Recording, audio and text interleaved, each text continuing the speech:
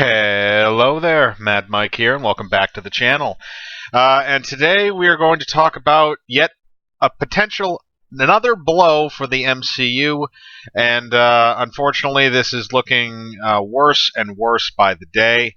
I'm gonna rehash a few other things because this is going to be kind of an encompassing video of a few things leading up to this most recent rumor. Now, again, before I go into this, I will say that what I'm about to talk about is currently not confirmed. It is circulating around the web. I believe it was originally put out by We Got This Covered, which is a smaller website based around comic book type of news. But it's been picked up by larger sites like Fox News. I think Forbes is also running an article on this right now, as well as various entertainment websites. And that is that Disney Plus is planning on developing an Ironheart series. Now, for those of you who know comic books, you know exactly who Ironheart is. For those of you who don't, Ironheart was a character named Riri Williams, who was basically a Mary Sue that took the place of Iron Man in the comic books for no other reason than the fact that, oh, well, she's a Mary Sue and she's good at everything and she wants to be Iron Man, so she can be Iron Man. The character was written very poorly for the most part, and was not very well received. Now, I've gone over this before with Miss Marvel. I've gone over this before with the idea of introducing other types of characters like that. I don't think we're far off from seeing stuff like the Amadeus Cho Hulk, which I could very much see, given that Mark Ruffalo's Hulk his arm is now 10 different kinds of fucked, so I can see that being a thing, as well as other characters that are now being lumped into the MCU that are not very popular in the comic books and will probably not be popular to most audiences. Now, as we know, there have been bright spots, but let's just tackle this most recent news first, and then we can go to the encompassing prospect of all of this stuff coming together. Apparently, what has been touted is that Robert Downey Jr. will return to his role as Tony Stark in a sense, where they're going to have an Ironheart series, but what they're going to do is they're going to have him be kind of like an AI. Basically, he's just going to do voice work. He's going to voice an AI version of himself that is going to train Riri Williams to become the next Iron Man. Now, this is contradictory to a statement that was put out by Disney and Marvel Studios that the heroes that had died or had been removed from the MCU after Avengers Endgame would not have their mantles replaced very soon after. So if that's the case, then this is probably bullshit. If it's not the case and they are developing this, it is a very severe blow to the popularity of the MCU, and it is more of a downward trend in this franchise. And again, I have to say it is very sad to see for somebody that has enjoyed the vast majority of it so far. But going through this, apparently he's going to be a Jarvis-type character. Again, we remember Paul Bettany, who voiced the Jarvis computer program before he then wound up becoming the Vision later on. They're going with that type of an idea. So he's really not returning in any kind of a physical sense, but his voice work will be there. Again, I feel like this kind of undermines a certain amount of stuff where in Avengers Endgame, when Tony Stark dies, it's a finality. It feels like a finality, and if you do this, then you kind of you ruin that finality, And I know comic books in a lot of cases, characters die and they come back and stuff like that. It happens a lot. It's happened in the movies now a bunch too. But I feel like you cheapen what happened in Endgame if you go ahead and do this. And it's not a good narrative decision. It's not a good production decision. I don't think it's a good financial decision either, and I've been over that in previous videos. But this is something that's becoming more and more of a problem. And there's been a series of blows to the MCU lately where you have the introduction of the woke characters, the Captain Marvels, the Miss Marvels, now we're starting to see stuff like this where, they're talking about characters like Riri Williams. I can only imagine if we have the X-Men come in and they go with the gay version of Iceman, that's going to be another one.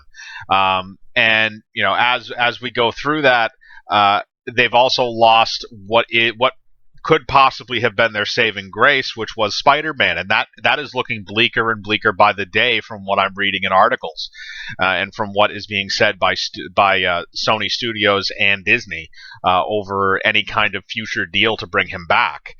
So the whole thing is just now turning into a complete train wreck. We are almost witnessing the beginning of what it was, kind of similar to what happened with Star Wars, where it's not as drastic. You can see more of a downward trend where, Force Awakens was okay. I really actually enjoyed Rogue One a lot. And then Last Jedi was just a train wreck, and then it just was, it got progressively worse from there. I don't think we're going to see a situation like that. I think what we're going to see is a gradual decline. But the content that looks objectively good is getting slimmer and slimmer and slimmer as we keep looking further and further down the line. And that's a problem. That's a very serious problem with what's going to be happening in the future of this film series. And the whole idea is that they're trying to bridge the gap until they can get Fantastic Four and X-Men in there, because that's their next big group of franchises that they can milk off of and that they can use.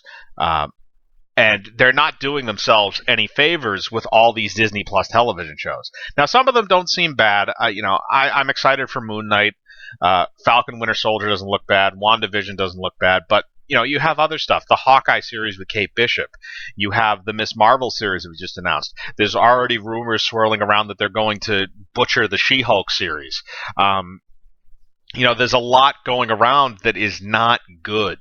And that is, it's getting more and more apparent that the MCU is going very, very woke, and it is going to crash and burn in the near future. And I think starting next year, you're going to see diminishing returns from MCU films, and it's going to get progressively worse. And you're going to see, I don't think Disney will release the numbers for any of the Disney Plus shows they're going to air, but I think that those numbers are going to be lower than what they expect, because they are turning off the core comic book fans. And I've mentioned this before in videos that the hardcore comic fans are really the life's blood of the MCU. They're the ones that go and see these movies 4, 5, 6 times. And the same could have been said for Star Wars as well. The hardcore Star Wars fans. They're the ones that were going to see those movies 4, 5, 6 times. And, they were the ones that they were the core of that franchise. If you lose the core, if you lose your core demographic, the people that really love what you do, and you try and cater to a demographic that is not going to fully replace that core demographic, or is not interested in your product as much as those people you've already won over, then you're just making horrible business decisions. And I don't know if Kevin Feige's just a moron in this sense, because he's helped craft the MCU into what it has become up until and through Endgame.